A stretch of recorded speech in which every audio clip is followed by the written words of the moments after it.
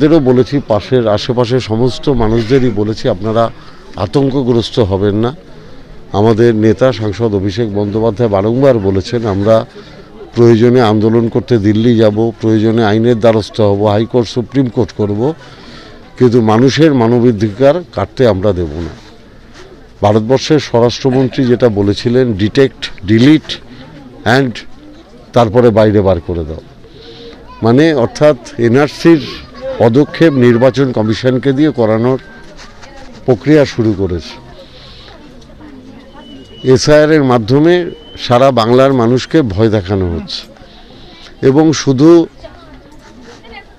সংখ্যালঘু মানুষেরা না, আপনারা দেখছেন যে এই এসআইআর এর ফলে যে 17 জন মারা গেছে তার 90% হচ্ছে হিন্দু সম্প্রদায়ের, অর্থাৎ দুই সম্প্রদায়ের মানুষকেই এরা মৃত্যুর মুখে ঠেলে দিচ্ছে।